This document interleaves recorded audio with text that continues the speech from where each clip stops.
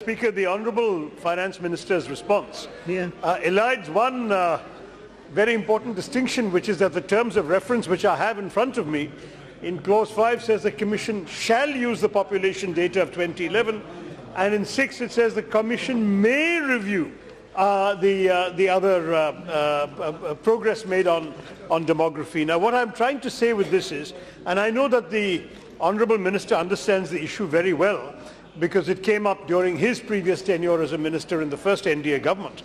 The fact is that we have a situation where the population of the southern states has been kept under control at the replacement rate of 2.1, whereas I'm afraid some of our other friends and brothers in the north have been less effective in population control, as a result of which the demographic balance of the country has shifted dramatically. That the north, which had 37% of the population, I beg your pardon, the south, which had 42% of the population in 1971, now is down to 37, and this has very severe implications for the resources that will be allotted by the Finance Commission to the various states. Now, it is also possible, as the Finance Minister's reply says, that the incentives can be provided by the Finance Commission for states which make progress in reducing population growth. And therefore, the question that I have for the first supplementary question I have for the Minister is, can he assure this House that the government will provide adequate incentives to states such as Kerala, Karnataka, Tamil Nadu that have performed well in controlling population growth through progressive measures, in order to set off against any reduction in resource allocation which may arise due to the new terms of reference given by the NDA government, which involves the adoption of the 2011 census data. They have said in public statements that the previous Finance Commission had also, no, the previous Finance Commission had said may, whereas this one says shall. So if there is, as a result, a reduction in resources to Kerala, Tamil Nadu and Karnataka, will our Honourable Finance Minister give us an assurance that there can be compensatory measures introduced? Thank you, Madam.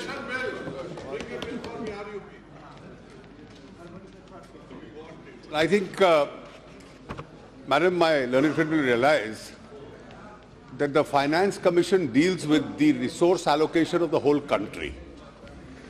And when it deals with the resource allocation for the whole country, the state governments, the central government, it has to have a very balanced approach. He's right when he says that states which are socially and economically progressive have a good successful record in terms of population control should not be disincentivized. But at the same time, the other side of the picture is, and I'm not saying that's the right cause, but that's the other side of the argument, that the states which are socially and economically less progressive or economically less affluent, if they are provided less, then if you look at the people of India, the poor will remain poorer because they are being provided lesser resources, and the economically more progressive will be provided more resources. Obviously, that can't be the intention of any government in power. So these Finance Commission terms have been very framed with a great sense of responsibility, keeping the balance in mind, whereas the 2011 data is the relevant data in terms of population control, because as clause 5 says, the Commission shall use the population data of 2011 while making its recommendations. Now, population data of 2011 deals with real people today who live in, let us say, West Bengal or Bihar or Orissa or UP, or for that matter in Tamil Nadu or Kerala. 1971 was a data once upon a period of time. Now the 2011 data is real human beings who have to be provided resources. So you can't ignore their existence. And in order to balance this equity, while incentivizing the states which have kept population control in mind, if he reads clause 4, the Commission may consider proposing measurable performance-based incentives for states at all appropriate levels of the government in the following areas. And Roman 2 says, efforts and progress made in moving towards replacement rate of population growth.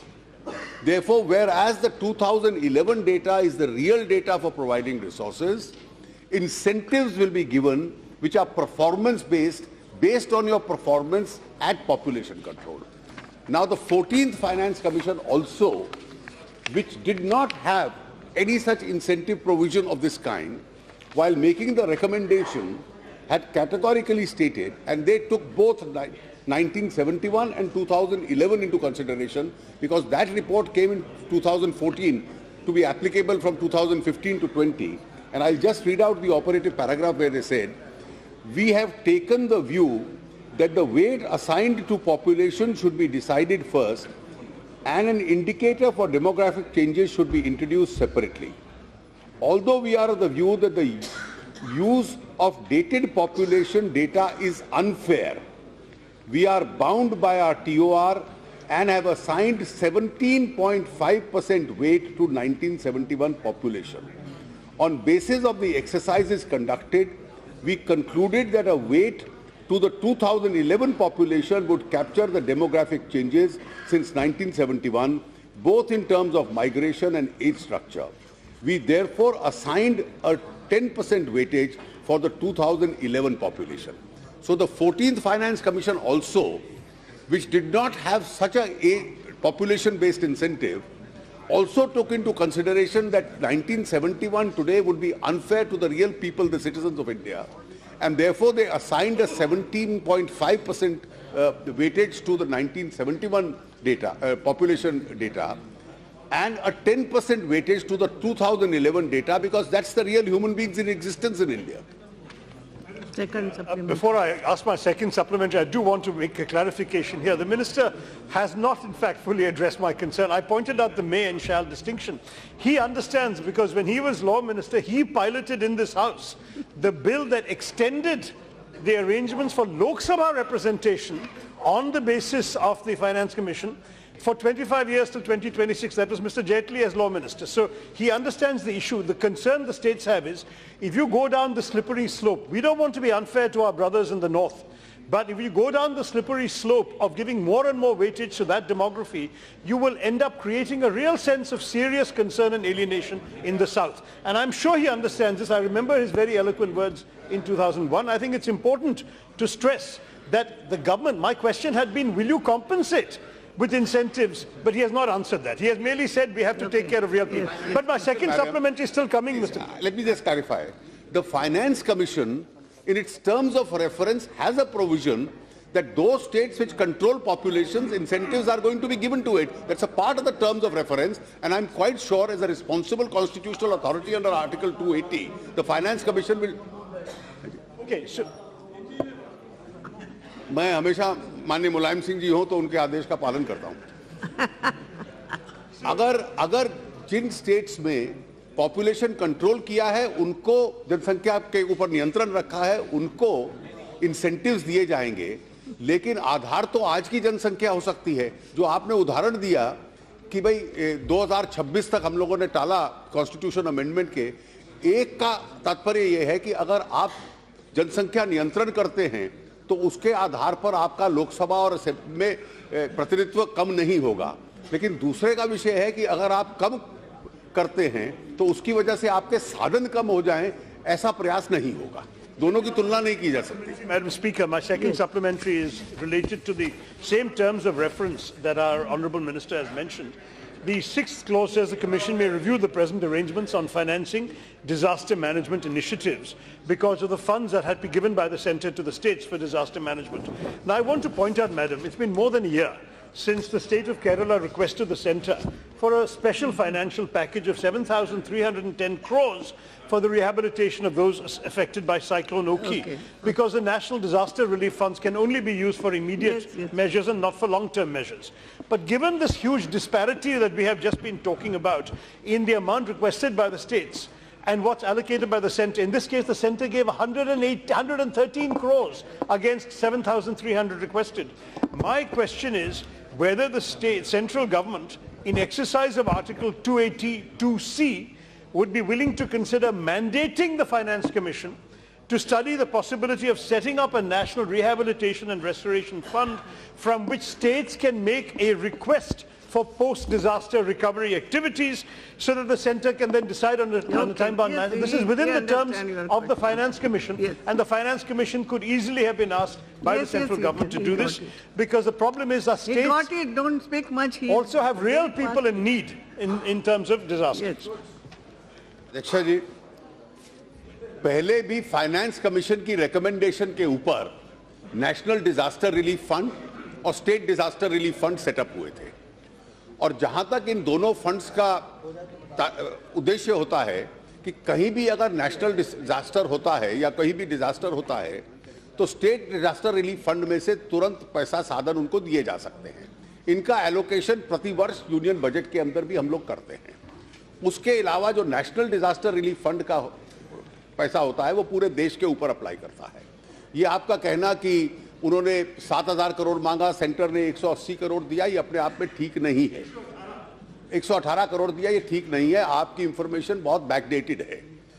मैं इसको स्पष्ट कर दूं कि जहां भी disaster होता है स्टेट पूरा रिप्रेजेंटेशन भेजता है, नॉर्म्स हैं जो सारे देश के ऊपर एप्लीकेबल होते हैं, और कहीं पर नुकसान खेती में हुआ तो कितना दिया जाएगा, घरों में हुआ तो कितना दिया जाएगा, उस हिसाब से हर राज्य को उतना ही मिलता है। उसके बाद एक सेंटर की कमेटी जाती है, सेंटर की कमेटी उसका आकलन करती है, राज्य के अधिकारियों से, राज्य सरकार से बातचीत करती है, और फिर वो एक रिकमेंडेशन भेजती है कि इतना इस राज्य को दिया जाना चाहिए। वो फिक्स्ड नॉर्म्स है। अगर घर टूटता है तो इतना, गांव का घर टूटता है तो इतना, शहर का टूटेगा तो इतना, उस हिसाब से वो देती है। केरल के संबंध में वो रिकमेंडेशन आ गई। वो रिकमेंडेशन एक हाई लेवल कमेटी को जाती है। वो एक ग्रुप ऑफ मिनिस्टर्स होता है जिसमें माननीय राजनाथ जी जिसके अध्यक्ष हैं, मैं भी उसका सदस्य हूं। वो अपनी मीटिंग करती है और उसके आधार पर वो अपना व्यू लेती है। जो कमेटी केरल के संबंध में आई थी, मुझे एग्जैक्ट अमाउंट याद नहीं, लेकिन 4,500 करोड़ के करीब था, थोड़ा कमती हो सकता है। उन्होंने recommendation the. Please, not like this. I am sorry. Please. No, और gently, not like this. वो उन्होंने अपनी रिकमेंडेशंस दे दी हैं और वो एकदम सैंक्शन हो गया है। इसके अलावा कोई और है, मैं इतना भी बतला दूं, जब स्टेट से डिमांड आती है, स्टेट का डिमांड और जो नेशनल डिजास्टर रिलीफ फंड के मापदंड हैं उनके बीच में एक बहुत गैप रहता है। ये नहीं कि जो डिमांड आएगी वो उन मापदंड के मुताबिक है। जब अधिकारियों से बात होती है तो वो अधिकारी राज्य के अधिकारियों से बात करने के उन मापदंड पे, उन मेजर्स पे अग्री कर लेते हैं और उसकी रिकमेंडेशन होती है। पॉलिटिकल आधार पर आप उससे 10 गुना या 25 गुना ज्यादा डिमांड करते रहें, वो एक अलग विषय होता है। Yes, एक मिनट मेहताब जी, पहले नाम आए वो है Madam मेरे Speaker, पास। ऐसा एक ही प्रश्न पे कितना? we are dealing with terms of reference of 15th Finance Commission. And when this commission was formed,